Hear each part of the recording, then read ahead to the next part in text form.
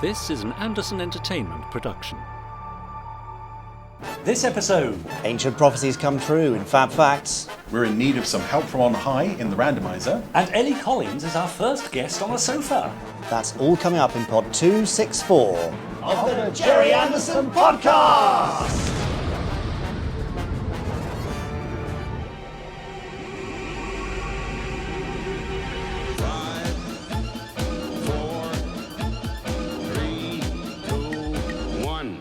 Let's get started.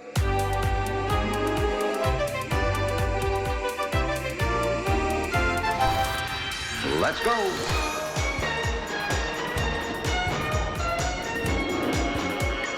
Spectrum is green. The Gerry Anderson Podcast with Jamie Anderson, Richard James, and Chris Dale.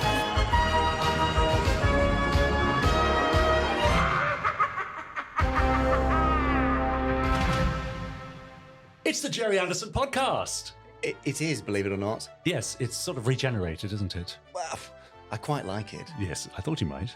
It's very pleasant being in the room with you for a change, rather than only hearing your voice. Now I get to Yes, you get to see me in person. look at you as well. It's yes. quite a sight, isn't it? Now, you, Yes, the person who is quite a sight, you're Richard James. that's true. I am Richard James, and you must be Jamie Anderson.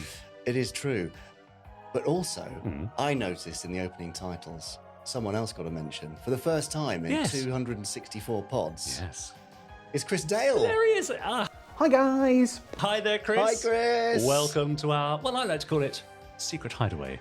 It's not that secret because we've been tweeting about it relentlessly. Yes, we are at the Moxy Hotel in Slough, which is our favourite place to be. It's a Thunderbirds-themed hotel. It's really worth a visit if you happen to find yourself in Slough of an evening. Yeah, or need to stay here. So Yes. we should say thank you very much to Chris Thomas and all the staff at the Moxy Residence Inn Yeah. for having us and allowing us to record here. Now, can we probably put Podsterons off turning up to see us? Yes, yes. Well, there's not much room in here, is there, to be honest? Yes. Not with my ego. We call it a studio, but it is really a small room. Yeah, but studio sounds better, doesn't it? Okay, Yeah. well, it's a small studio, so no, please don't turn up at random, although we'd love to see you. It's Yeah. probably best that you don't Now, do that. our lovely listeners have been offering some ideas of what we're going to call this new process because we're videoing our podcast for the Yeah. first time.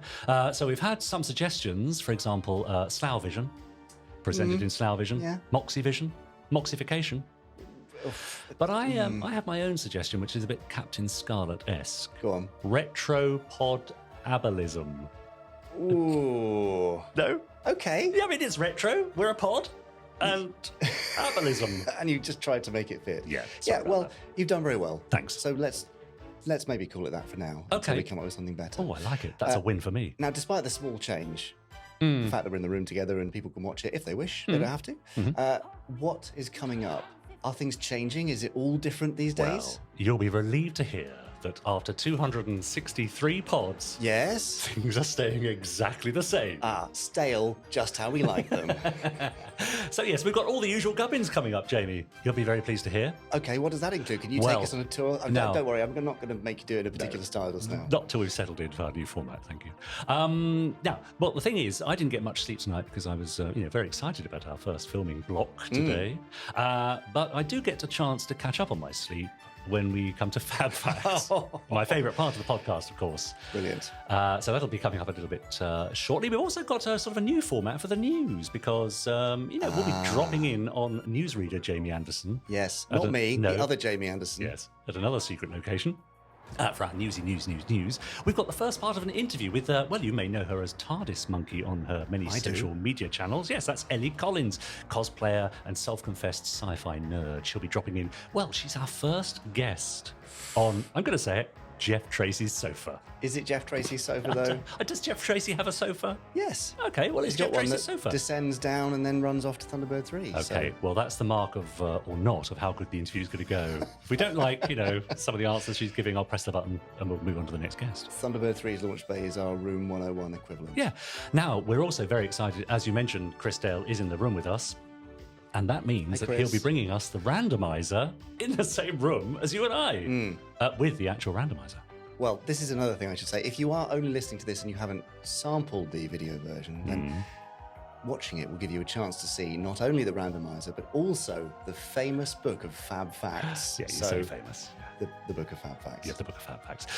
But in between all of that, of course, we've been hearing from our Podsterons. Now, that's you at home, our lovely listeners and viewers. Whether you like it or not, by default, you are now a Podsteron. That's just the way it goes. Yeah. Isn't it? You've got no choice in that. Infected, essentially, and it's incurable. Okay, yeah, exactly. And you've been emailing us, and you've been posting on our Facebook group as well. You can get in touch with us whenever you want at podcast@gerryanderson.com. That doesn't change. No. Neither does our Facebook group, facebook.com/groups/Podsterons. That doesn't change either. You're amazing at this. It's like you've done it 263 times before. It's almost like that, isn't it? And I think that's just about it, isn't it, on the menu for today's little 3-course, 5-course, 7-course Gerry Anderson meal.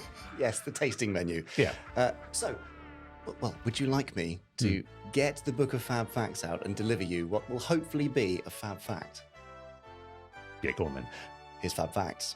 Now, time for this week's Fab Facts. It's Richard's favourite part. And yes, indeed, I do have a book of very fab facts right here. Look at that. Yeah, isn't it lovely? It's quite the tome. See how thick it is? Oh, yes. Well, you can't see if you're listening, but let Yeah. me tell you, it is. So the name of the game is, well, Richard shouts fab at a random point when I'm flicking through the book. At that point, I stop flicking, and hopefully on that page I happen upon a rather fab fact. Yeah, that would be good, wouldn't it? Yeah, it would be nice, wouldn't it? Yeah, So, just for a change. Richard, are you primed and ready with your fab? Born ready. I'm here with the book. Here we go. Fab! Oh, very How's nice. that? Yeah? Slightly clammy thumb today, so I did well, you're a bit nervous, I suppose. overflick a little tiny bit, but okay. I do have a fab fact. Okay. Are you ready? Yeah, I think so. Yeah, go on. Go for it. Richard, your memory of these podcasts is extremely good. I know it's almost encyclopedic, so I'm sure you'll remember back in Pod 259. Oh, that wasn't so long ago. Do you Yes. remember when we discussed the alleged appearance of Frank Bellamy's ghost? The alleged appearance, yes. Yes, it was very much alleged. Well, it seems there are more similarities with the worlds of Gerry Anderson and the supernatural that we can delve into right here. Oh. So, in a 1970s edition of children's TV Time magazine Look In, Russell Slinger wrote in to ask Dad whether the central plot of Space 1999, which for those of you not in the know is the moon being torn away from the Earth's orbit by a nuclear explosion, Yes, classic. whether that plot was potentially influenced in any way by medieval French astrologer, apothecary and physician Nostradamus. I mean, there's a guest. Wait for the podcast. We should get him on. Absolutely, let's see what we can do.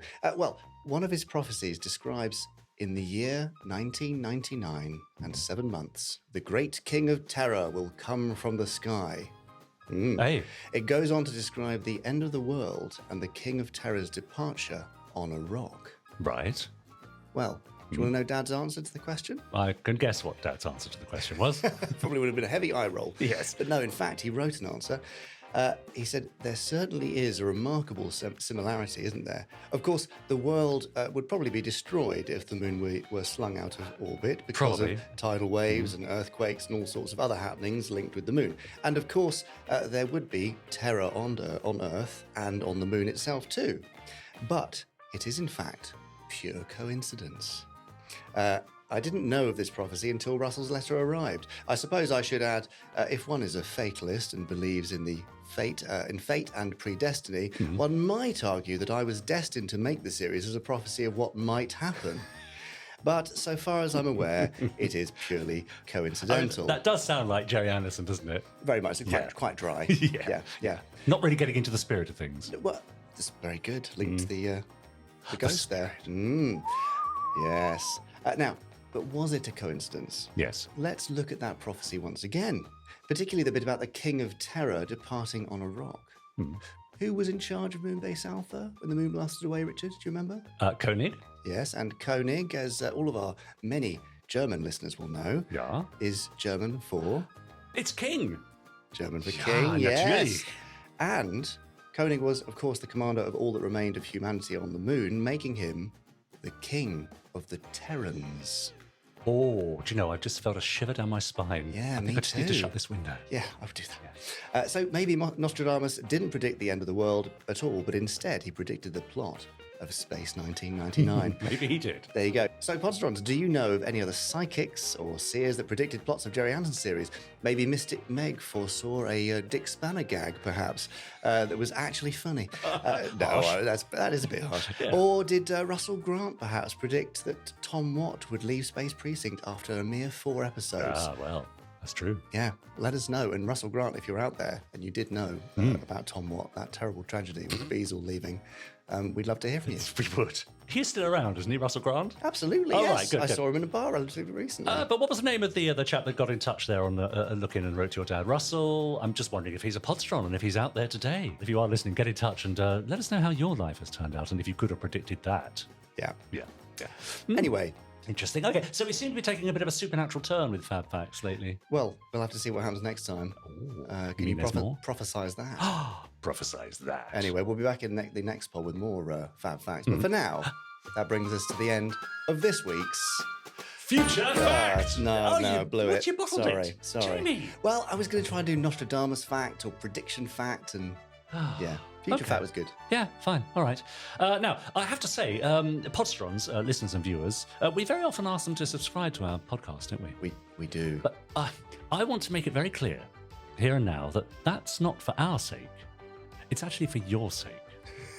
Because if you subscribe, it means you get a brand new episode every week, and you get notifications of that episode. Yeah. Which means you probably wake up to it. You don't have to wait. You don't have to wonder about, where's the next Gerry Anderson You don't have to go podcast? searching for it. No, it's just there in your app of choice. Imagine all the taps of typing Gerry space A and Yeah, all you that don't have to stuff. spell out the whole thing. But you get the idea. Yeah, I do, yes. In the meantime, do get in touch at podcast@gerryanderson.com. Let us know what you think of our sparkling new format. Well, What? it's not sparkling yet, is it? It's But quite sparkling. slightly frothy. Okay. Let us know also if there's any other things you'd like to see on the Gerry Anderson podcast, because this is all about you. It's a little bit about me, to be is. fair, but mostly it's about our listeners, and we're here to serve, we're here to please, aren't we, Jamie? Always. Yeah. We try, we often fail. But we've been hearing lots from Podsterons. We have. Should we hear from them now? Oh, who's opened that door? Something in the air. This is the voice of the Podsterons. Yes, it's the voice of the Podsterons. You did that so long ago, Yes, I did. wasn't it? It was sort of a bit of a feature for a while. Did I have and laryngitis when I did that one? I can't remember. I think you just sounded a bit rubbish. Yes. Yeah. Now, so yet again, people have been emailing in their droves. I have one here from Pen Quiller, who we met at Leicester, in fact, and she goes on to write about just that. Dear Jamie, Richard and Chris, says Pen, thanks for the brilliant weekend at Brit Sci-Fi, even though I don't think I'll ever be able to look at a sideways shot of Fireball XL5 again without smirking. Oh, What can she mean? Chris Dale. Naughty Chris Dale. I was listening to the live podcast today and was struck by a thought about the Here Comes Candy episode on the Randomiser. Why was it shot in colour? The one Jamie showed us at the first Andacon in 2014, she thinks, near Heathrow, had been black and white, which is what you'd expect for TV of that era. I can't imagine it would have been shown in cinemas, and I can't think of any other colour outlet, so why go to the expense of using colour film? Anyway, I'm looking forward to being able to watch the Randomiser episode soon from Pen Quiller. So, Pen, I'm interested that you remember a black and white version of Here Comes Candy, because it's always been colour. Really? Yeah. What? I think not this the is- original broadcast. No, but it was never broadcast. It was an I see what you mean. unbroadcast pilot, which we watched in 2014, and gotcha. it was the same material. I'm glad you're here to explain things to me. Yes, I'm very happy to. So Here Comes Candy. Yes, it was made by Pentagon, but after Dad left. And I guess they were just experimenting. They're saying, well, there's this amazing new colour process we can use. We can make it in colour. Let's try it. And they did. And the result was this very quirky and quite offensive to modern ears puppet pilot show. Quirky's one word for yeah, it. I think it was just pushing the boundaries, pushing technology, which I guess was part of Dad's ethos back in the day anyway. So makes sense that his partners from Pentagon were doing the same. Yeah, fair enough. There you go, Pen. Now, do you have your script in front of you, Jamie? I do. Are you professional enough to read out the next letter? Let's find out. Right, taking my life into our hands. Well, this is from Steve. Yes. With multiple E's. Well, that sounded like at least 7 there. when Three. you He's said only it. got 3 Yeah. E's. We also saw Steve in Leicester, and Steve said, "Hello, gentlemen." Oh, hello, Steve. That's to all 3 of us, including Chris, I suspect. Thank you for organising and bringing us together at Leicester for the Brit Sci-Fi weekend. I mean, we didn't organise anything to bring them together. That's really Willow and the rest of the That was purely the incidental. Potters group. And coincidental that they happened to be there at the same time as we were there. That's all that was. Exactly. It's great to be able to meet fellow podders and bring newbies into the family. Yes, we love that too. It was such a lovely atmosphere. Well, Richard, thank you for asking. Did what? What have I done? about his favourite thing in the weekend. Oh, okay. Did I? Go on, ask again. Well, Steve, tell me, what was your favourite thing about the weekend? Well, Richard, thank you for asking, he says. My best bit of the weekend is meeting the fellow podders, and especially the Podders Arms members. That's a little sort of subgroup of Podsterons. Oh, I know. It's very fractal, isn't it? And all sorts of stuff. Yeah, it's brilliant. Can't wait for the next one. Thanks, Steve, also known as Cosplay Alan, and not Virgil, Scott, John, or a Power Ranger. Oh, gosh. Do you think he was mistaken for all those things during the weekend? I'm afraid so, yes. Orcs. I mean, I knew that he was Alan. I certainly knew he was a Thunderbird. You mean a member of International Rescue? Yes. Oh, dear, Richard, that's some sacrilege. The mask has slipped. Shall we move on? Yes, I think we ought to. I have a rather long one. Do you? Yes, but I'm not going to let it show. This is from Will K, who says, "Hey there, greetings from Seattle." I mean, isn't that amazing? We love our international listeners and now viewers. Incredibly international. All the way from Seattle. I really enjoyed seeing your guys' blurb on the inspiration of Gerry Anderson's work on Japanese science fiction and anime. There's a previous Fab Fact there. Well, great. See how fab they are? Knew it'd come in useful one day. When I was in college, I indulged in exploring this very topic as part of a lengthy research assignment in my design history course. As a UK-born kid raised in the US, my dad introduced me to Thunderbirds through imported VHS tapes. And around that time, I was also exposed to Toonami every day after school, which was a block of anime that ran on USA's Cartoon Network. Almost immediately, says Will, I was seeing similarities despite differing art styles and the wide gap of time between productions. I believe that Century 21 had a profound effect on generations of young Japanese who grew up in the 60s and 70s. Even today, there's as much nostalgia in Japan as in the UK. Definitely inspired not only writers and animators, but also the engineers and scientists that really put Japan on the map for technology. As some of the YouTube comments for the video pointed out, yes, people do comment beneath our YouTube videos. There's quite a lot of them. One of the most acclaimed series to be directly inspired by Gerry Anderson's work is Neon Genesis Evangelion. Something like that. That's closer than we pronounced it before, for sure. Created by polarizing director Hideaki Anno. In fact, the animation studio Gainax, of which Anno founded, was pretty much made up by members of the Osaka University of the Arts UFO fan club. Amazing. I do recommend checking out the 26-episode NGE, as it's pretty much essential sci-fi viewing. And in particular, there's one which highlights some of the influences that Stingray, Thunderbird, Space 1999 and UFO have had on NGE. I'd also love to mention that the online trailer for 2016 Shin Godzilla has the direct editing style of the classic UFO opening sequence. I love that opening sequence. Yeah, nice. One of the best. Yeah, it's no surprise that Hideaki Anno was also the director and creative mind behind the film. If you got this far, says Will, thanks for taking the time to read this letter. Well, I did, and I have. Lovely. It's a topic I love exploring and talking about, clearly. So I thought I'd write in. Cheers, and that's from Will K. Thanks, Will K. Great. Yeah. I mean, I think we've known for a long, long time how much of an influence Anderson's had in Japan in terms of entertainment and sciences and all that sort of stuff. And I mentioned before when I went over for the 2014 Thunderbirds Expo, went to the Thunderbirds Cafe in Tokyo. Nice. And they had a Scott Tracy in a glass case signed by Shane Rimmer. And nice. I was recognised by a family. Yeah. What, Moid? Yes, yeah? they did Great. mistake me for signed a from puppet. Terror. Yes, lovely. But no, the influence is massive. But it's amazing how far-reaching it is into all this anime stuff as well. Yes, I mean, it's not to be underestimated, is it? A real cultural icon of the ages. Really, Gerry Anderson. Yeah, globally. Globally. And we're not really aware of that, are we? It's rather like a sort of a touring band in the 1970s that made it big in Germany, and in the UK we may not know much about them. Of course, we do know about Gerry Anderson here, but we mustn't underestimate the global impact he had as well during the just massive 20th appeal, century. and across generations, and people who've gone into, working at NASA and ESA and all sorts of places. It's quite amazing, really. Yeah, nice. So thanks, Will. Would you like your email read out on the Gerry Anderson podcast? Not you. Yes, please. No, not you. Talking to them.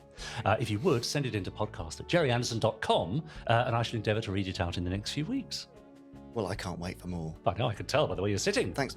Sorry. You're tensed. Yeah, I'm comfortable. Stand by for action. For Podsteron emails. Yeah. Yes, no, can't wait. So please do write in. Now, I feel like we've got some Gerry Anderson news to share. Oh, I should hope so. Yeah. But to do that, Yeah. we have to hand over now to a distant other secret location studio Right. to other me Oh, God. to get the news. I mean, there are two of you. Oh, yes. Deep joy to the eyeball. Oh, here we go. It's the Gerry Anderson news.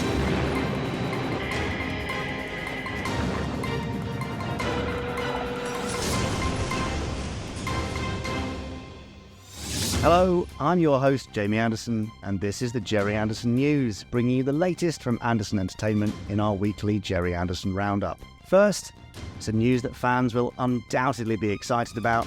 The highly anticipated Space 1999 graphic novel, Aftershock and Awe, is now available to pre-order at the special price of $27.99. Be sure to act swiftly, as this price will rise to $29.99 on Friday the 7th of July. For those seeking adventure, 5-Star 5, The Battle for Kestra is coming. Mark your calendars, as the final book in the trilogy will be open for pre-orders on the 5th of July. This limited edition hardback is not one to miss for any ardent fan. The 10th of July is a day that holds special significance for Anderson enthusiasts. It's Captain Scarlet Day.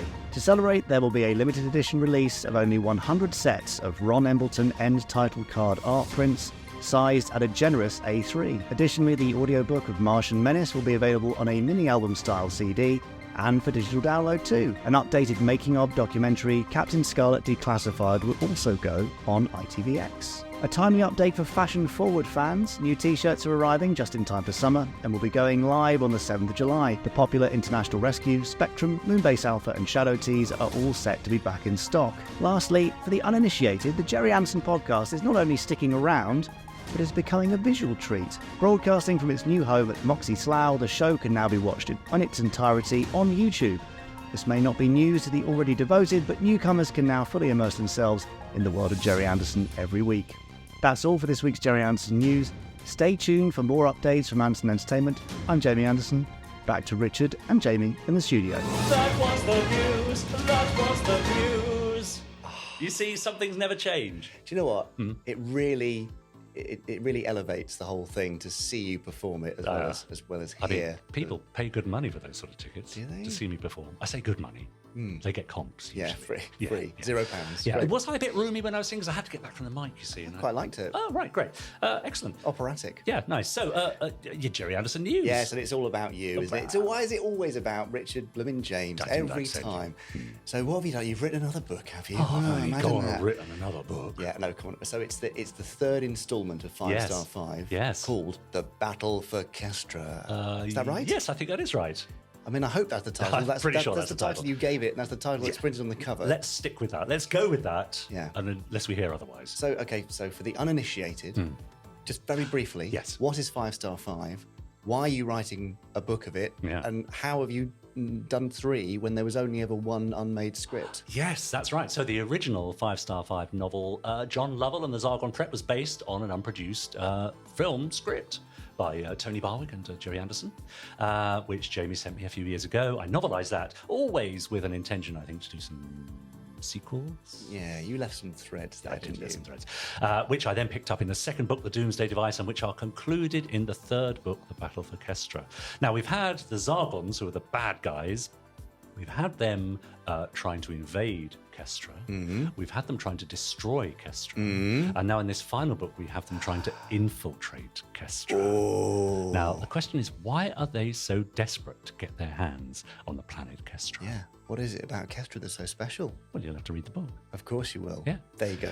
You heard it here, Podsterons. Yeah. You can pre-order the book from the 5th of July. Fantastic. Yeah, it's also, I have to say, more than likely the last book. I mean, it's always going to be a trilogy, isn't it? That just Yeah. seems the right thing to do. I feel like you've wrapped up the 5-Star 5 universe pretty damn well. Yeah. So good on you. Yeah, nice. It's a limited edition hardback. Right. So if you have the other 2 and you want the third one, then you better skedaddle. Is that a good word? That's a bit old-fashioned, isn't it? You better get on with it. That's more right. On the 5th, where you can Got to pre-order stay it. current, you know what I mean? Yeah, okay, good. fine. But if you're less bothered about that, it will be later available as an ebook and paperback. There you go. Nice. Well Excellent. done, you. You're Well, so prolific, well aren't you? done, me. And you've done another book recently, but we'll talk about that on a future podcast. Yes, when I finished it. He still hasn't finished it. Yeah. Useless. I've been rather busy. Now, would you like to welcome our first guest to Jeff Tracy's sofa? I mean, yes. I mean, you've already said who it is, so there's no drama to this now. But yes, could you make it dramatic and exciting? I'm looking forward to her arriving.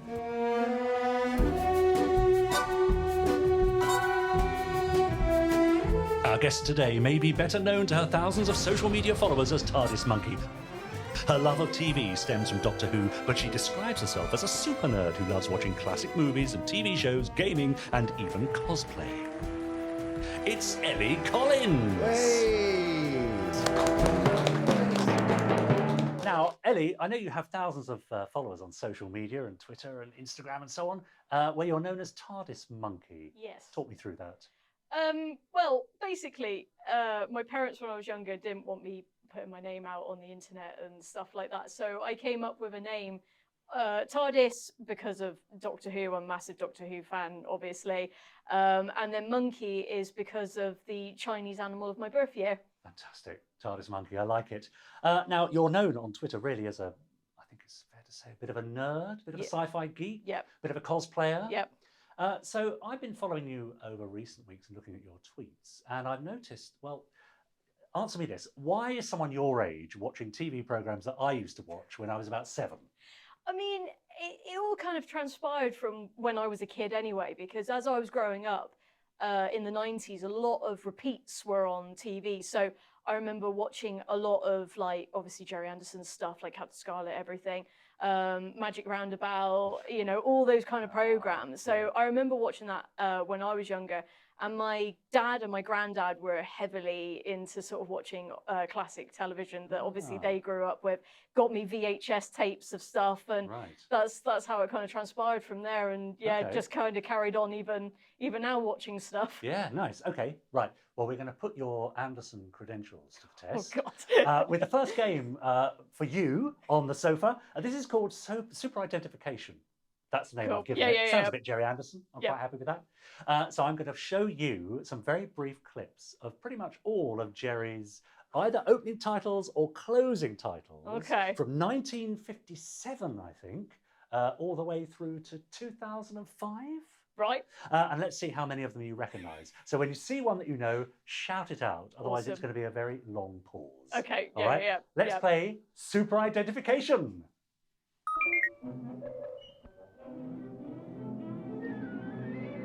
Blank look so far. Still black and white. I'm doing very well, aren't I? What's that? No? Not bringing back any memories? No. We're still early days. I'm doing great. No, Stingray. That's it. Well done. And now we're in colour. There we go. Ah, Thunderbirds. Yeah. Captain Scarlet. Very quick response. Joe 90. Good. Oh, Secret. Yes. Secret Service or whatever it is. Ellie, well done.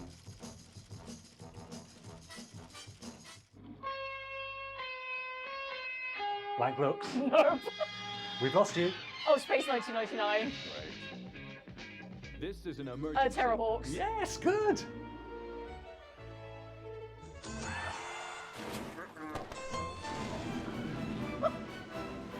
Oh, Space Police thing. Yes. Legend, fabled right across the universe.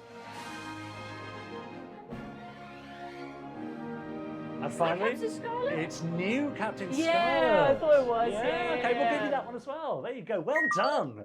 Round of applause for Ellie. Excellent work. Okay, so let's have a look at the scores on the doors. That's a 9 you got there. That's not bad at all. Now, I'm going to give you this little memento.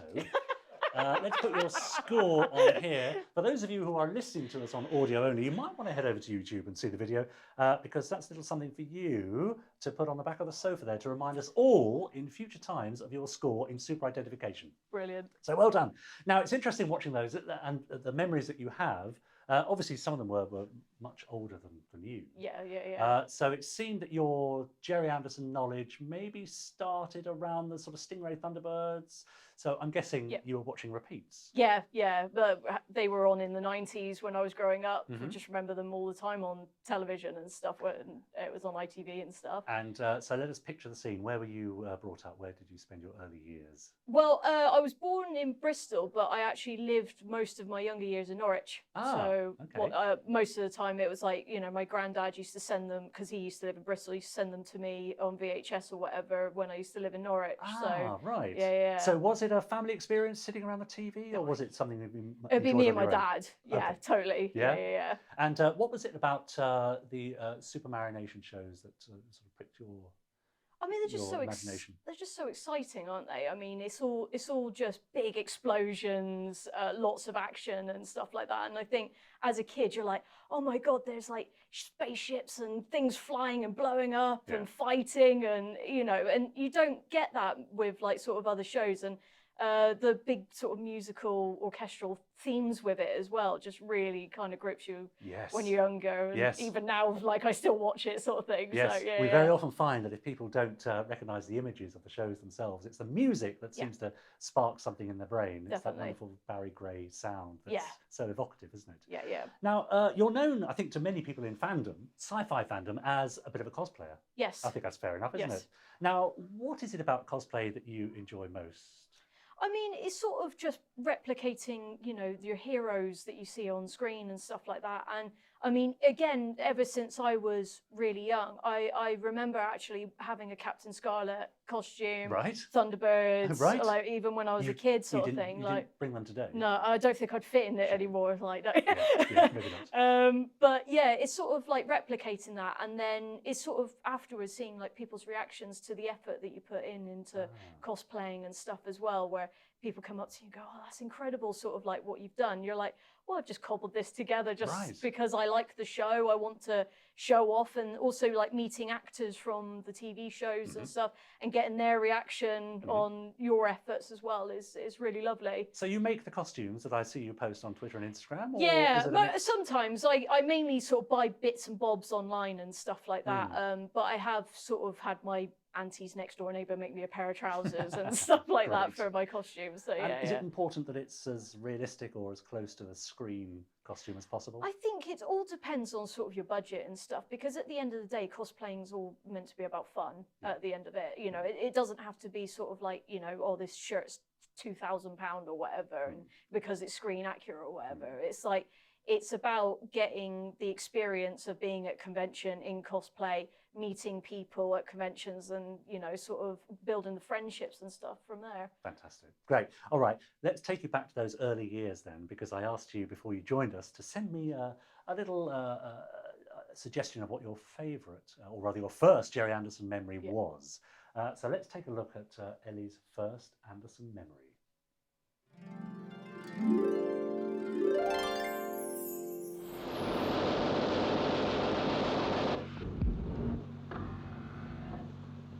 I'll draw his fire. Take up when I tell you, Symphony. Go down! Like a symphony, now.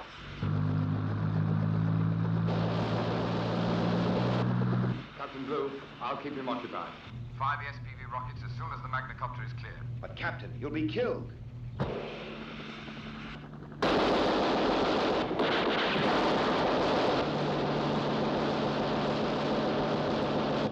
Magnacopter's clear.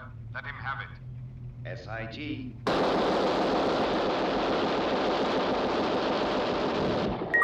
Oh, will he recover in time for next week's episode? Oh, I don't know about that. Almost certainly, because that's what he does. That's the great thing about Captain Scarlet. Chris Dale, who's sitting behind the camera there, what episode was that from? That was The Trap. The Trap. Yes. There you go. So, how old would you have been when you first saw Captain Scarlet? Oh, probably about 5. Right. 4 or 5, yeah, definitely. Yeah, we've got a little Captain Scarlet gun there for you. Take a look at that.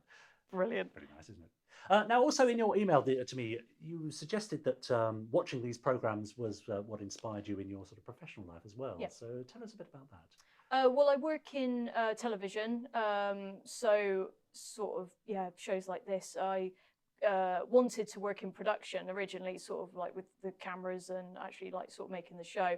But then as I started pursuing it, went to university, studied film and TV and stuff.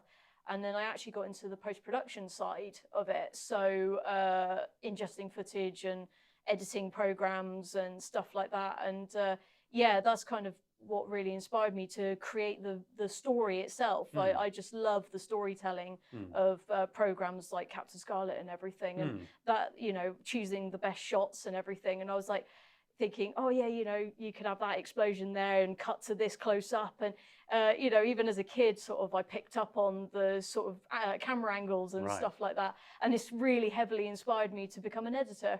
Right. Yeah. Nice. I'm going to take that before you do. I was going to say I'll nick yeah, it. Yeah, don't do that. That's very expensive. Now, I saw you tweeting recently about watching, I think, the whole of Blake 7. Yes. Now, a lot of people aren't very forgiving of older TV shows, but you seem to be. Why? Why can you forgive quite so much? I mean, I grew up with Doctor Who. It was my main thing. And, you know, bless Doctor Who in all its glory. It was very low budget back in the day, as many people will know. And it's one of these that as a kid as well, you just don't care. You don't care about if a camera wobbles a little bit or a set's a bit wobbly. You're just so involved in the story and the characters and just like the action that's going on.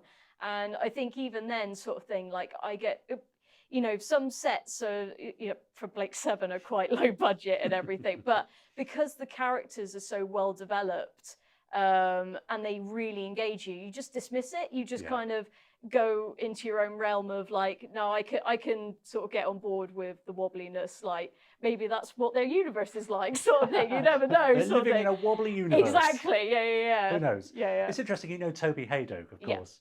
And I was listening to one of his Doctor Who podcasts, but I think actually this is counts across the board for sort of older TV, in that if the producers gave it a good stab at suggesting what they were aiming for, as viewers, though, in those days, we were quite happy with that, and we could sort of fill in the blanks and think, oh, okay, I see what they were getting at. They're after a super duper underwater sequence, and they haven't quite got there, but my imagination can fill in the blanks. We're not quite so forgiving now, are we? Now in the TV that we watch. Yeah, I mean, you know, because we're so reliant upon CGI and everything now in big budget shows and stuff like that. I mean, you see like a lot of stuff on Disney Plus that could be shown in the cinema and whatever. But you know, there's a certain sort of charm, I think, with older telly, because as you said, it was trying to be what, like, you know, the big budget things are now, but they had to be so creative in the way that they did it. And I mean, I was watching like a special feature on Blake 7, and I think the set director was saying that he literally used egg boxes because the budget was so low that he just painted egg boxes just to make a spaceship. And you've got to give somebody credit for doing that, because it still looks great up on screen, sort of thing. And you know, for a budget of £2.50, you've got to give them a bit of slack, haven't you? Like, absolutely. I mean, Derek Meddings famously in the I think it's Thunderbird 1 launch bay has the a lemon squeezer, right? Painted silver and stuck on the wall. I mean, there's all sorts of you know, examples of that sort of thing. Now, talking of big budgets, I had hoped that Jamie Anderson had provided a little receptacle for us to house the wonderful viewers and listeners' questions that have been sent in their scores over the past couple of weeks. But what we actually ended up with was a rather unfortunate-looking Zelda mask. Oh dear. So I can only apologise. Sorry. Yeah, thank you, Jamie. Let's hope things get better in the next few weeks. So I'm going to invite you, Ellie, and I'm really sorry about this, to reach into Zelda's mask for the first of our viewers and listeners' questions. It's not what I thought I'd be doing No, today. I know, and you'll probably never do it again. No, never. And I hope that's some solace to you. Right. Jeff Tilley says, what actor faves that appeared in both Gerry Anderson and Doctor Who? What are your actor faves who appeared in both Gerry Anderson and Doctor Who? Help us out, Chris. Can you think of some crossovers from Doctor Who and Gerry Anderson? Were you a fan so much of the live action Gerry Anderson series? No, I was more of the puppets and stuff. Yeah. Shane Rimmer and David Graham. Oh, David Graham, actually. I'll say David Graham. Yes? Yeah, definitely. Dalek's voices, and of course famous as Brains Exactly. and Parker, of course, from Thunderbirds. Yeah. Great, okay, thank you very much. Right, there's another one. Get your hand into Zelda's mask. I've got to come up with a wittier catchphrase, really. Yeah, that's not really working. Okay, Morty Vicker said, what would be your best Whoniverse / Anderverse crossover idea? Would you send the TARDIS to Alpha on September 12, 1999 to stop the breakaway, and then stop Space 1999 completely? Help Shadow stop the aliens harvesting organs, or would it be something totally new crossover idea? Oh, that's a question, Doctor isn't Who, it? Gerry Anderson crossover.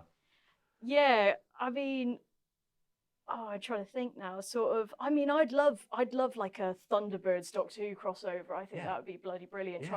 Trying to save a planet or something like that, like alien invasion or like just completely hybrid sort of thing. I think would be incredible. I mean, the rights would be fairly prohibitive, I would think. Just a tad. But there's a Star Trek Strange New Worlds episode which crosses over into Lower Decks. I think the animated series. Yeah. Would be great to see Ncuti Gatwa or David Tennant kind of interacting with Thunderbirds. I mean, imagine if it was sort of like a crossover episode and Ncuti turns into a puppet or something like that, sort of joins the Anderverse universe sort of thing. You heard it here first. Chris Dale, there's a novelisation of a Doctor Who story which strays into the Anderverse. Yes. What's that? The Indestructible Man, a Captain Scarlet UFO kind of crossover from the second Doctor. There you go. Nice. Okay. The name of the author just. There we go. Nice. So not 1,000 miles away. That could happen. Yeah. Okay, put your hand into Zelda's mask. I'm trying to sell it, Jamie. Right, the Ginger Doctor Who. What piece of merchandise is your favourite of those you own, and which is your most sought after of those you don't own yet? Oh, are you a big fan of merch? Yeah, I do collect a lot of like so. Because you attend a lot of conventions, don't you? Is that where you tend to spend most of your money? Yeah, pretty much. Yeah. Because I collect a lot of like Doctor Who books and annuals and stuff like that. So if anything, I'm going to be really typical, but it would be the pink Doctor Who Pertwee annual. Is like the ultimate treasure because it's super rare. That's the Holy Grail. Holy Grail sort of thing. So that would be That's up you're there. After. Yeah, because I'm very fortunate that I've actually got Lungborough, which is another rare Doctor Who book. Okay. So Right. Okay, and would that be your favourite piece of merch that you do own, or would that be something else? Favourite piece of merch. I'm trying to think what I've got. I mean, to be fair, because I quite like my Doctor Who Blu-ray box sets that I've got at the moment, only because I've got pretty much all of the cast to sign every single one at the moment. Nice. So those and the DVDs and stuff like that are like close to my heart, basically. So what sort of thing do you go for? Do you go for models and toys, or is it more DVDs and books? I tend to go for stuff that I can use. So like DVDs, books. I've even got like the audio cassettes. Wow. And stuff like that, of like the Big Finish audios and stuff. And do you still have the means to play them as well? Yeah, I've got a cassette player. Yeah, going old Great. school. Yeah. Excellent. So Nice. yeah. Good. Put your hand, I'm losing the will to live, into Zelda's mask. Let's have another question. Also feeling slightly awkward with it on my lap here. But, it does look weird, I know. Sorry about I feel like there should be some twinkly music or something every time you like. that. Ellie knows how to sell a gag. That's it, yeah. Tabitha Hoop says, what is your favourite Anderson production and which Doctor Who villain / alien do you think would fit best in it? Maybe the Hood and the Master scheme together on the Aquamphibious and Sea Devils come into conflict. You know about the Hood, who's the villain from Thunderbirds? Oh, yeah. So another crossover question. Interesting. What's your favourite and which Doctor Who villain / alien? Because I'm just thinking it would be Captain Scarlet, but it'd be Captain Black. Yes. And I'm trying to think who Captain Black would be good with. Oh. He'd team up with the Rani, surely. Yeah, or the Cybermen or something like that. Yes. Just something, yeah. I wonder if Big Finish are listening. I mean, this is Yeah, gold, isn't it? Yeah. not Yeah, bad. definitely. Yeah. Okay, last one for now, because I think we've just about got the most out of this segment. Putting your hand in Zelda's mask. Right, Paul Hyder says, which TV series or films set you off on the road to fandom? I mean, it was a good combination of lots of things. So I'd definitely say sort of like, Captain Scarlet, Thunderbird, Stingray, all those kind of things. Definitely Doctor Who. Films, I mean, sort of when I was younger, it was definitely Back to the Future and Indiana Jones and stuff like that, sort of all the big classics. Star Wars, obviously, as well. So there's something very heroic about the things that you Yes. like to watch. Do you see yourself as the hero in life? Is that where you would place yourself in a film or a TV show? I'd like to be, yeah. I could try your best. Yeah. So who's your favourite character from, let's say, Blake 7, for example? Now, see, I'm going to throw a curveball because I like Villa. Ah, yes. Okay, Yeah, okay. you know, he tries his best sort of thing, Yeah. and I think that's the whole point. But then obviously he's got his flaws, Yeah. like everybody does, sort Yeah. of thing, with his alcohol and gambling and whatever. But also, as well, I do like Avon, even though he is a bit problematic sometimes. I'll say, sort of yes. very logical man that can get him into hot waters and stuff like that. Yeah. But yeah, and it's funny, sort of. But then if I watch something like Doctor Who, the Doctor would be the person I go, yeah, that's the person I relate to, and stuff like that. So yeah, Blake Seven's a bit of an oddity, really. That's strange, yeah, isn't it? yeah. Now, I have often thought that you're in the world of fandom a sort of a force for good, really, in that we know that fandom is very often divisive, or can be. And you'll sort of have none of that. And we try the same thing here on the podcast, to be very inclusive and to say, hey, look, we're celebrating something that we happen to like, and if you don't like it, that's absolutely fine. And but join us if you want to. Now, when you were growing up and starting to watch these programs, did you find others to watch it with, or what was the reaction to friends or family to your interest in these shows? I mean, it's interesting because when I was growing up, my friends didn't really watch the stuff that I watched. They watched completely separate things. So a lot of it, I was kind of on my own, growing up with this stuff. But it was weird because it was like, oh, this is mine. This is my thing. And it wasn't until sort of maybe I was in my later teens that I then sort of reached out when the internet obviously was a bit more open, like we had Facebook and stuff, that I then started chatting to other people who liked, the same stuff as that I did.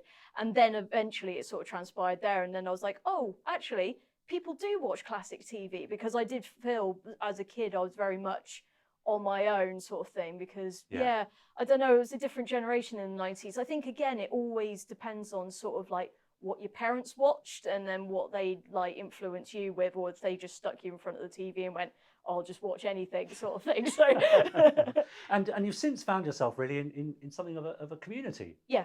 How does that feel? It's lovely. It's great because, I mean, funny enough, I was chatting to Colin Baker about this. Just name dropping, yeah. Because I went to Portsmouth Comic Con a couple of weeks ago, and one of the people who was helping out, Macaulay, we spotted each other, like giving each other a hug, and Colin kind of looked at both of us and he went, how do you know all these people, sort of thing? And it's like, well, we've got this online community that we all chat to each other. We all say, oh, you go into this event, you doing this event. And then, we meet up, we go to the pub for drinks, you know, and just have like a good old social life. So, the conventions are great, but sometimes it's like the stuff afterwards that you can just sort of have a good catch up. And, you may not see each other for like a good sort of year or whatever, but it feels like you've never really been apart, sort of thing, which is lovely. Yeah. It's like family, isn't it? Yeah, it's finding totally. a family, I guess. Yeah. Who's the favourite person that you've ever met then, from a TV show or film that you I'm going to have enjoy? to say Colin, aren't I? Because he'll kill me otherwise. Yes. So it's and like... now you've mentioned his name. Yeah, exactly. So why is that? Was it because of his performance as the Doctor that... Yeah, I mean, because he was so underrated as the Doctor, and I loved him when I was a kid. Attack of the Cybermen and stuff is like some of my all-time favourite Doctor Who stories. When I was growing up, I had the Cyberman tin, the VHS tin, and he was the first actor I met when I first started doing conventions as well. It was him and Sylvester McCoy, because we were in the Airfleet Arms Museum in Yeovil, so they were they were sat under Concorde like signing stuff.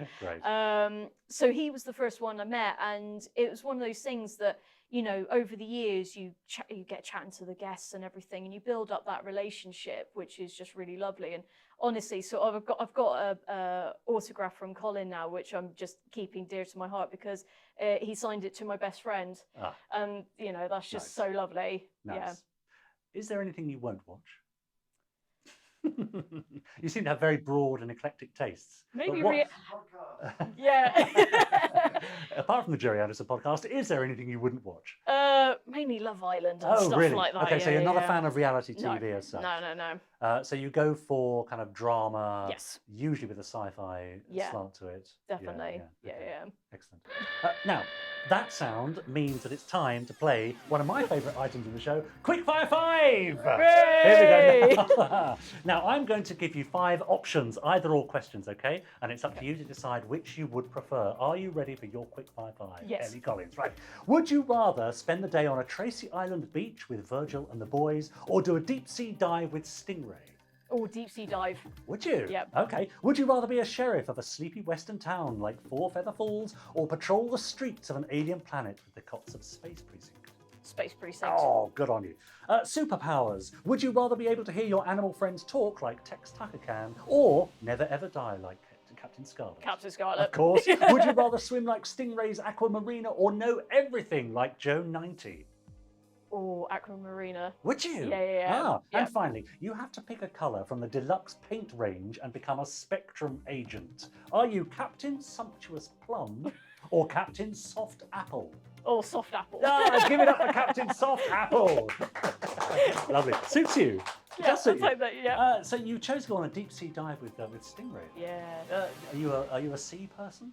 My sister does deep sea diving. Right. So she tells me all the stories, and my dad used to do it as well. Really? Sort of when he was younger as well, and Runs in the family. Runs in the family. So yeah, swimming, all that kind of stuff. We love it. Oh really? Yeah. Have you been deep sea diving yourself? No, I've been snorkeling. I don't do the Deep sea snorkeling. Yeah. That's Great. it. Thank you so much for joining us this week, Ellie. Now, would you like to give us a little heads up for all your social media? Where can we find you and follow you? So I'm on Instagram, Twitter, Facebook, YouTube, all at TARDIS Monkey. Fantastic. Would you care to join us again next week? Oh, definitely. I'm so pleased you said that. Ladies and gentlemen, thank you very much to Ellie Collins. Fantastic. Oh, now, I knew... Ellie's so lovely. I knew she'd be fun. I had to ask her to join us for this very... Well, I say it does feel like the first, doesn't it? Yeah. Sort of a reboot, sort of a relaunch. Yeah. But not. It's weird, isn't it? It's a new chapter. It's a new chapter. Same book, new chapter. Same book, same cover. Probably written by Richard James, to be honest. Almost certainly. But lovely to have Ellie on our sofa, and she'll be joining us again next week. So we've learnt about her first Anderson memories. Next week, we'll be talking about her favourite Anderson character. Ooh, I've got an idea she might pick. But I'm not going to let you on. Now, I've got a theory about people's picks for their favourite series and characters. Do you want to hear it? Is it very complex, this hypothesis? Yeah, it goes quite deep. Okay. Right. Now, I think if you're a fan of Thunderbirds, I think you're all about family.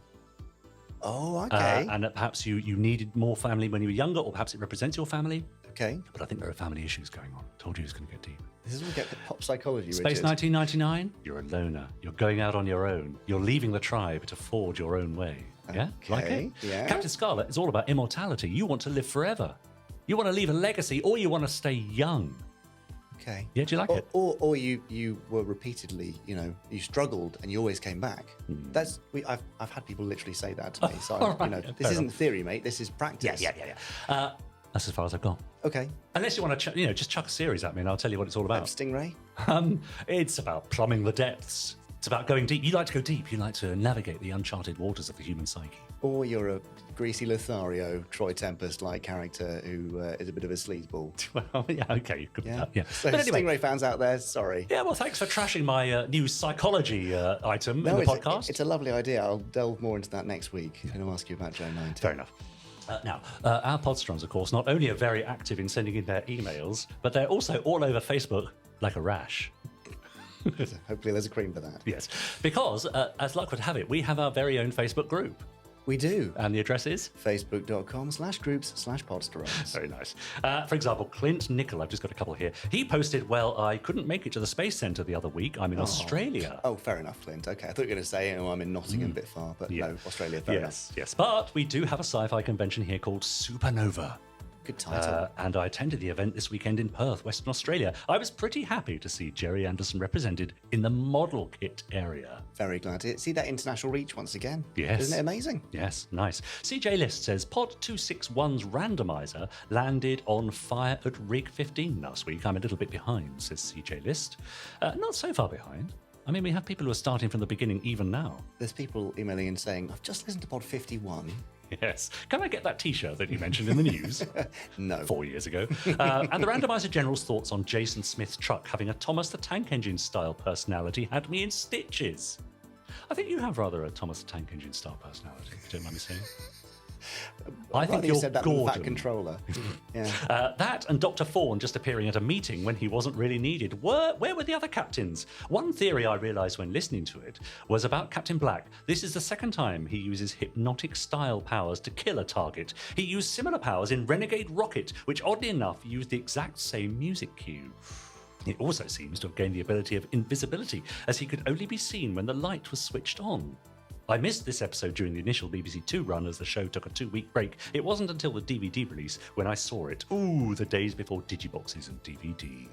Even Digiboxes, that sounds old now. Yeah, Digiboxes. And DVD, I mean, it's Blu-ray now and it's streaming. Yeah, it is, isn't it? Yeah, there you go. Yeah, so just a couple of mentions there from our Facebook group, but do join in the fun. They're a lovely bunch of people. We say this every week, but we can't really underestimate. We can't oversell how brilliant they are. There you go. That's it. That is true. Yeah. That is true. But they're incredibly friendly, so welcoming. Yeah. And at the sci-fi event, Brit Sci-Fi, Yeah. we met new Podsterons Yep. who had only joined recently. Yep. Welcomed in by this lovely group. Yep. They found their tribe. They did. Had a great happy time. Yep. So yeah, if you're new to this, then welcome along, and do join in the fun, because everyone's so welcoming and so nice. And so often fandoms can get a little bit fractious and awkward and tense, and we see none of that with the Podsterons. No, we won't stand for it. We will not stand for That's why Richard rules the Podsterons group with an iron fist. I do. I keep it in a drawer, actually. I'll get it out before the end of the podcast.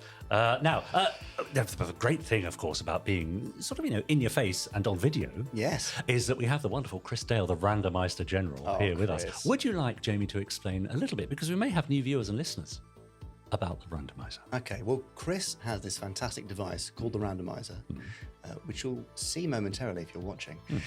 And inside that are stored all the information and all the episodes of every Anderson show from every Anderson series. Now, Chris presses a button on it, Right. and it randomly picks one of those episodes or films. Yes. And then Chris watches it and he says things. Oh, right. And they're often quite funny Oh, or that's really interesting or insightful or... Yeah. Otherwise, they're just filler. Yeah. But he says lots of things, and it's a really enjoyable way to get into an Anderson series or revisit one you already know. Fantastic. Well, let's join Chris on the sofa for... it looks like he's got a guest to press the button as well. Here's the Randomiser. That's not come out too badly, I think. Oh, Ellie, hello. Could you join me for a second here? Yes. Yes, this is, I don't know if you've heard of it, it's very famous. This is the Randomiser. And inside here, we have every Gerry Anderson television episode and feature film ever made. If you press this button right here, the machine will do a little bit of thinking, and it'll produce an episode that I can watch and comment on this week. So, would you like to be the very first on-camera button presser of this remarkable machine? Very. Okay, how about it? Brilliant, well done. And we pop that down there. Anything in particular you're hoping to see come out of this today? Anything Captain Scarlet. Well, let's find out. Are we lucky enough to get some Captain Scarlet? No. But we have got some Stingray. That's almost as good. And it's the episode... Rescue from the Skies. That's a good one. Thank you very much indeed. Actually, could you come back next week? Yeah. Okay, brilliant. I'll see you next week then. See you later. Bye-bye. Stand by for action. Well now, our first on-camera episode of The Randomiser from our new podcast studio in Slough. What better way to start things off than with our classic episode of Stingray, in my opinion. Tower from Stingray. And I'm watching this on a nice big screen.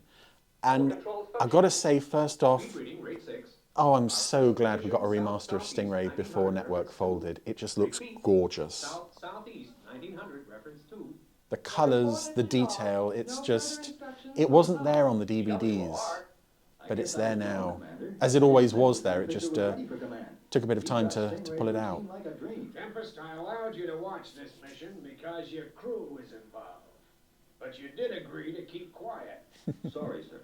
Yes, we open with Lieutenant Fisher at the controls of Stingray. Troy is in the control tower watching some kind of operation. And it's interesting to get to this point very late in the series. And Lieutenant Fisher has become quite prominent, unexpectedly prominent, I would say, in the show. When the series first started, he's in the first episode, but he doesn't really have much to do. And then he kind of dips in and out for the first third of the series. And then they find more for him to do. They build up the character a lot, especially by the end. And this episode is kind of the culmination of that. There we go, there's a lovely old terrorfish at the controls. Yeah, those two same aquamphibians. Mechanical fish. Prepare number 1 and 2 stings. Oh. Hi, Lieutenant.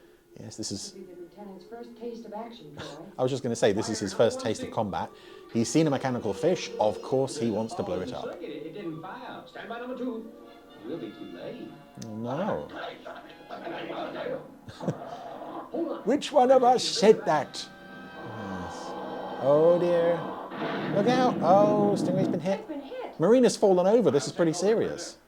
They must have got the atomic reactor. Oh, dear. Why do we have that? Oh, the radioactivity level is rising. Never good. Radioactivity level rising. Get your suits on, both of you. Ah, so there's this this whole sequence of We're gonna crash. Fisher's taking his hat off. This is that serious to get into their radiation suits. Oh, they've hit the seabed. Hello. We'll be losing radio contact. But this whole sequence, I don't think it's spoiling anything to say that this is about to be revealed as a training exercise. Radioactivity level rising. I love how goofy these suits look. I expect you heard that, sir. But this is rather reminiscent of a rather better known sci-fi production, namely the opening scene of Star Trek II: The Wrath of Khan, There's nothing we can do. when you see a trainee at the controls of the franchise's main vessel getting into trouble with enemy craft and getting the entire crew killed in the process. In Wrath of Khan, it was Kirstie Alley as Lieutenant Savick. I was right. Fisher wasn't. And in this one, it's Lieutenant Fisher. And it's not just the fact that there's the training sequence idea. It's just beat for beat for beat. So similar. They're hit by the main baddies of the show. There's a radiation leak. Fortunately, we don't see Phones or Marina, faking a death. There's no hope of escape. All cleared, sir. And then we get this. Okay, open it up. Reveal of it all being a control cabin simulation, or in Wrath of Khan it was a bridge simulation. And it's, this is 20 years earlier. And it's nothing more than a coincidence, but they just nail those beats. Okay, you guys, let's get this place cleared up. And I'm assuming that's footage from inside AP Films from somewhere. I failed that test completely. You didn't fail, Lieutenant. You passed. Passed? But we were destroyed. Again, this moment as well goes back to the Wrath of Khan. The dialogue is so similar. You were doomed from the start. Even down to the idea of a no-win scenario. Clear, concise orders, right to what could have been the end. And both trainees in Savick and Fisher pass with flying colours. Let's get to the conference room. Even in the Wrath of Khan, Spock takes them to the briefing room afterwards. It's just an interesting, fun, eerie parallel between the two productions. Any questions? Sir? We got it, Commander. That'll be all, gentlemen. And as well as it's nice to sort of see essentially a minor character get some nice screen time here, it's also kind of echoes the Fireball XL5 episode, one we've already covered on the Randomiser, Flight to Danger, where Lieutenant 90 is studying for his astronaut's wings. So shut up and sit down. Which also goes well at first, and then he gets into difficulties later on. And I don't know whether it's the fact that Stingray generally is a more polished production, but I do find this episode superior to that one. Not by much, but just enough to make this the more satisfying episode. I do love Flight to Danger quite a lot. I'd better make sure the security arrangements are tightened up. Or maybe we should introduce security arrangements to start with and then work on tightening them up. Yes, this is the chaps at the security checkpoint. Now waving through a lorry. The back door isn't even closed. What you got there, Joe? Oh, it's the new Mark 6 computer for the control tower. Another one? And some unmarked bottles and a sandbag. Okay, take it. I don't really care. I don't have to check anything. I'm just the checkpoint guard. So now, Marineville Control Tower has a new... Yes, one of those. A great big box taking up half the control room. Get on a transport, Commander. Ask him to move it. Yes, sir. Yes, this box is big enough for a man. What kind of problems you get in this job? There's all sort of unrequested box deliveries. Yes, and you can see in the O, the box is marked XO3. for inside is X20. I like the slight variation of X20, X03. And the 0, the wood is a slightly different colour because that's what X20 is peeping out of. It does remind me a bit of that bit in The Wrong Trousers where Gromit is in a box of dog food and he's looking out through the eye holes. You tell those jokers at Command Ashore said he wants it out of here by tonight. And that means tonight. Yes. I don't know if it's just X20 is that cunning. I think I've said before that it feels like he operates outside of the realm of the show. But Marineville security is just terrible, as witnessed by this. Say, you seen anything of Marina? No. Why? Well, she invited me around tonight, but I can't get the answer. Oh, isn't their door open? Well, yeah, it is. Well, then, why not go in and wait? I'm a Marineville security guard. I don't know that you're not an alien imposter. I presume you're not. But, you know, even if nobody's home, just go in and wait. Let yourself in. It's fine. But of course, it's a surprise party. It was Marina's idea. Aww. She thought a get-together tonight would calm your nerves for tomorrow. There she is. I do miss you, Marina. I sure appreciate it. I like as well the idea that this was Marina's idea. I've got. Nothing can go wrong. Oh, why did you say that? Oh dear, he's doomed himself now. Yeah, I like the idea that this would be Marina's idea to throw a nice night before the big mission type party for him. Horse. My packing case has penetrated the enemy's defense. At last I shall be successful and destroy Stingray. Yes, because without Troy Tempest at the helm, nobody on that ship can do anything. I also love how X20 was like, oh yes, my plan was wonderful and brilliant and doesn't reflect at all on the incompetence of the Marineville security force. It's all my genius. Ah, nice. I think this is also, unless I'm mistaken, this is a Titan-free appearance by X20, which is quite rare in this show. Anywho, Stingray is off. Yes, there's those drum beats. Under the control of Lieutenant Fisher, and it feels like not too long ago we had the episode An Echo of Danger, which is, or was, Fisher's first trip out to sea in Stingray, according to him, and there he was allowed to basically just touch nothing. Okay, Lieutenant. And now he's, you know, there's been some development off screen. Proceed to the Wasp missile range at west-northwest 1300 referencing. You will destroy the 3 targets and return to base. Doc and Stingray, PWR. And I also like with this episode, unlike Lieutenant 90 in Flight to Danger, you never get the sense that Lieutenant Fisher is in quite over his head. Because, you know, obviously nobody could have prepared for this fact that X20 is going to mine the dummy targets on the missile range. And it's a credit to Ray Barrett, I think, that he doesn't lean into sort of panic mode with the character. He just maintains that same, you know, calm, steady demeanour no matter what's going on around him. It's also nice to see a bit more of the Wasp setup. We have this installation here, the Wasp missile range, with a little, you know, it's just a rail with some dummy mechanical fish on it. I like as well that since discovering the mechanical fish and, you know, the whole Titan thing, they have decided to set up dummy targets shaped like mechanical fish. It's just, you know, this is our dedicated enemy now, so let's mobilize all our forces to dealing with it. When Lieutenant Fisher destroys this target, he'll destroy Stingray.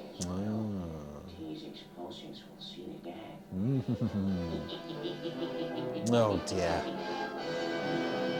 And again, it's nice to see X20 sort of thinking about ways to deal with Stingray. We've seen him before discrediting phones, and now we're going to see him take advantage of the fact that Troy isn't around and Fisher is at the controls for once.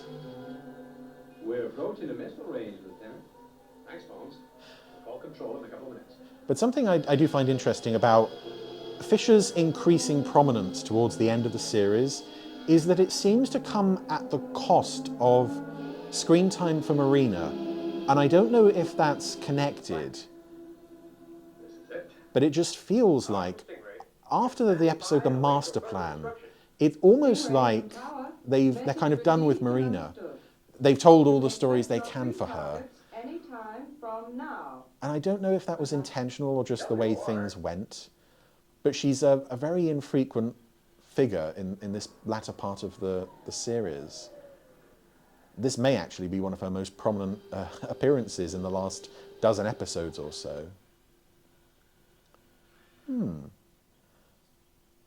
So Commander Shaw is staring at the controls for the fish on the rail at the missile site, but he also had a telephone next to him.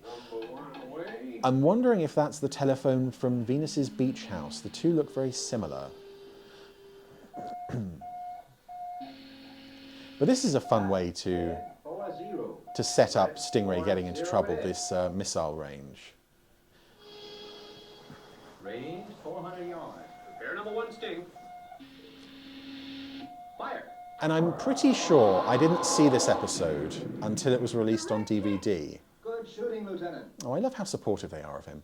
But I have a feeling there was a children's picture storybook released by, I think it was Box Tree, back in the early 90s. So I'm almost certain I had that book.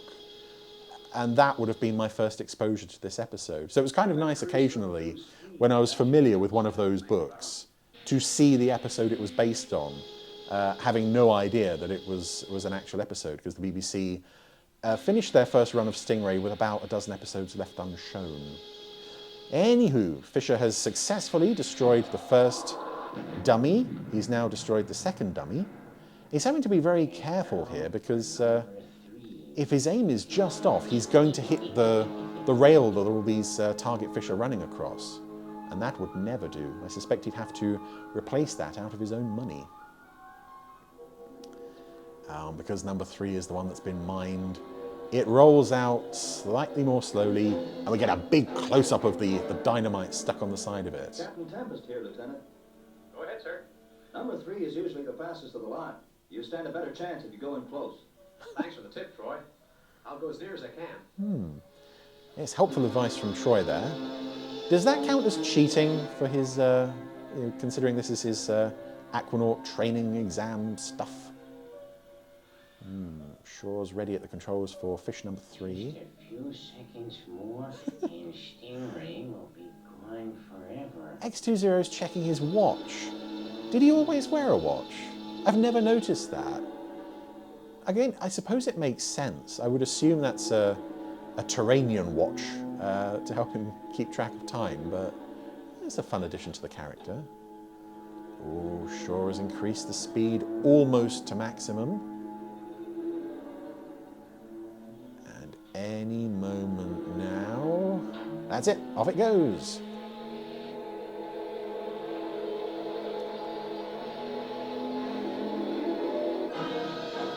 And Stingray is instantly on its tail. Left, left. 2 degrees, left, left. Steady as she goes. And X20 hasn't really done much to conceal the dynamite, but, you know, I'm not going to knock that part of the story too much. It is just stuck on the side of the fish, but I don't think Fisher can really see that he's approaching from behind. Range now 200 yards. Lieutenant, 150 yards. Ooh. Fire. Oh. So he gave the order to fire. You heard the sound effect of a missile firing. You didn't actually see it. That was odd. But yes, Stingray has been caught in the explosion and is now crashed onto the ocean floor. Something's gone wrong. I can't reach them. Oh no. The explosion was out of all proportion to a Sting missile charge. Keep trying, Atlanta. It's nice as well that there's no question of incompetence on Fisher's part, which there so easily could be. Hey, that's the emergency light. It's a failure in the power Must set. mean you're in an emergency. We can't surface or even open the hatches without help from outside.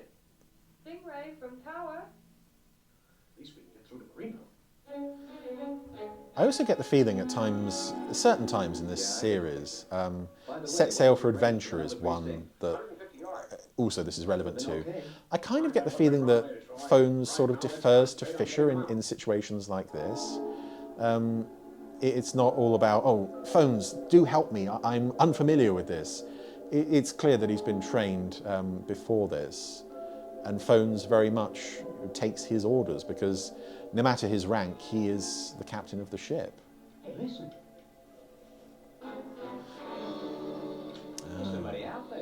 It's X20 planting a sticker bomb. It's a nice pairing as well, actually, Phones and Fisher. It reminds me there is a TV21 Stingray story, I think it might be the uranium plant invasion, where they team up again after Troy has been discredited for, who was it, Marshal Ketoff he'd annoyed, failing to save him. Yes. I can hear a mechanism operating against the hull. Hmm. From the sound of it, somebody's just giving us a present. A sticker bomb. Oh A sticker bomb on the hull? Yeah. It could be blown sky high anytime. It all depends what delay's been put on the mechanism. Yeah, we know. The whole thing's been rigged. Guess our security wasn't as tight as it should have been. Take me to the rescue. Oh, that line could apply to any episode of this show. You mean rescue from the skies, sir? You said it yourself, Troy. Well, that's the title of the episode, Troy. We haven't got a craft that can make the sort of speed that would even give them a fighting chance. In fact, we don't have any craft at all. First-class swimmers, our only hope. Fast thinking, Commander. Air Sea Rescue on the line for you now, sir. Wow, it's not looking good. But I do like the speed with which the control tower staff have sprung into action on this problem. If we got to the surface, we could maybe break open a hatch or something. With this power failure, the only way to empty the ballast tanks is by hand pump. That'd take forever. I see him getting held to us now. Roll your sleeves up. You gotta work fast. Oh, You heard what they said. I love it. Yes, Ray Barrett in desperate mode, which is nice. Built for speed. Yes, but I feel the same way, Troy, but we can't do a thing. They haven't got a pilot who's an expert swimmer as well. No other plane can get there in time. if you just let me say something, Commander, don't forget, I am an expert swimmer. And I am just all-round perfect, Commander. Fly that. Look, I did flying in my training program. I may not be an expert, but give me a chance. And those in Stingray. It's a tall order, but Prepare for immediate takeoff. yep, he's the man for the job. And this model wasn't used in this series all that often. I have a feeling it was flying escort to a plane that Commander Shaw was on in one episode, possibly Pink Ice. But I can't remember what the name of the kit is, but I did buy one and tried to build it once. It didn't come out looking too bad for one of my model kits. I love the wobbliness of the takeoff here, and the fact that he nearly collides with the control tower as he leaves. Yes, he's not a great pilot, but he's going to get the job done, if in a very wobbly way. The worst takeoff I've ever seen. But he made it. Oh, it's that grudging admiration. This is ridiculous. Say that again. Oh. I seem to recall, was it Standby for Action? They say that Marina is operating the pumps alone.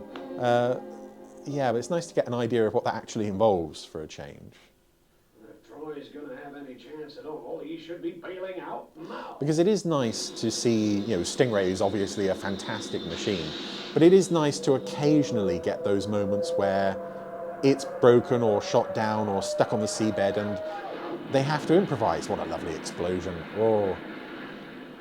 Short and fiery and a bit of debris, but unfortunately the plane model just kind of bobs back to the surface.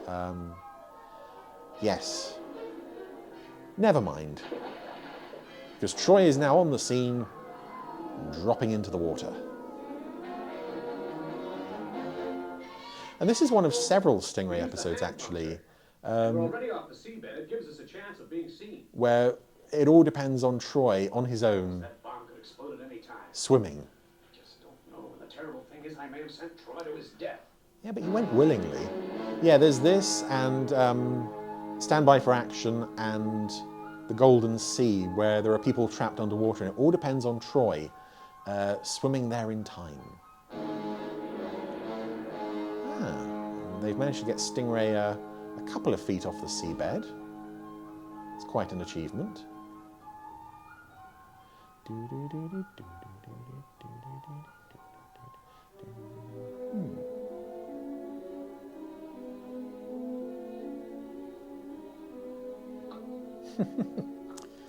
Oh dear, these poor guys.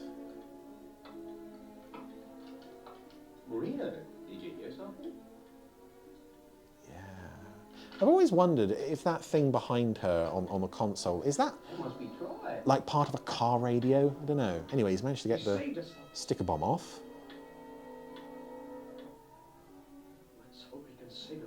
X20 seems to have given up and gone home by this point. It's a shame. He was so confident that his plan was a winner for once. And it would have been, but again, didn't reckon on Troy Tempest. Oh. Did he make it? What do you think?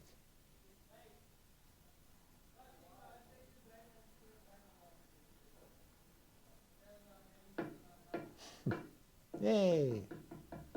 Troy, he did it. Marineville, here we come. Hooray! Oh yes, another party, why not? We've still got some of that lovely Barry Gray lounge jazz to enjoy. Okay, let's have a bit of quiet. And Marina's hosting another party, because she can't get enough of parties at Marina's place. Drink a toast.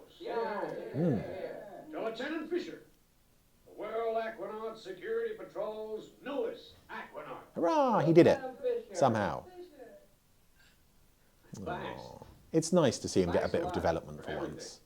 We're coming up on one of my favourite shots of the series. Saved the Wasp's newest aquanaut. Good old Troy. Now, I know it's the way he's holding his cigar, but because he's got the other glass behind it, it kind of looks like he's got two glasses on the go, and he just looks totally sloshed. Anywho, that was Stingray, Rescue from the Skies, and that's always been, I think, one of my favourites. It's not absolute, god tier Stingray for me, but it's up there, and I think it's because they do some lovely character work with Lieutenant Fisher in this, who has generally been a fairly static character throughout the run of the show, and suddenly it's like, oh yeah, this guy's a trainee. Maybe we should develop him just a bit so he's no longer a trainee. He's fully qualified now. Presumably he took the rest of his tests off screen after this episode finished, or after that little incident finished, I should say. Dennis Spooner, well done, sir. That's another nice one. But yeah, all round, it's a very strong character episode, this one, as much as it is a nice idea for a Stingray story, both to be, to have the ship trapped this way and needing help from outside, but also just there's a little bit of action, there's a little bit of character stuff, there's a little bit of humour, and another, proof, if proof were ever needed, that the Marineville Security Force are absolutely incompetent and should be laid off immediately. But aside from that, yeah, an all-round good episode of Stingray, one of my favourites. I'd be interested to know if anybody else enjoys this one as much as I do, because I think it's rather wonderful.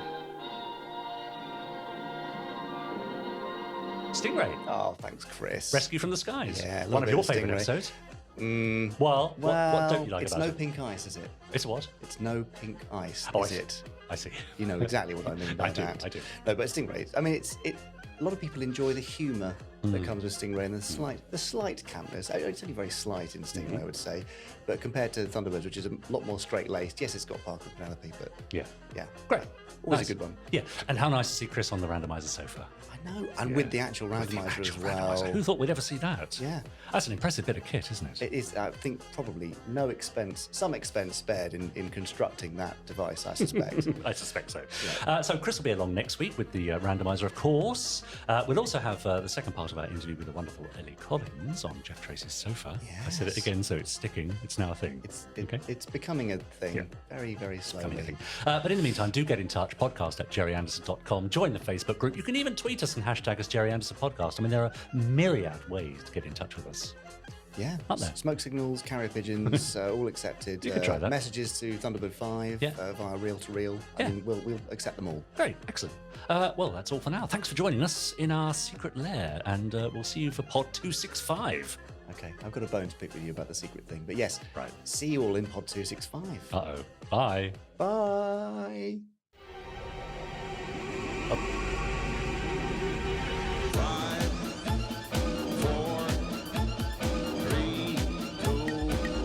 1. Let's get started.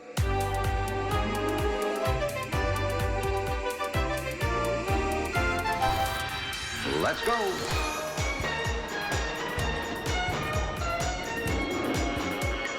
Spectrum is green.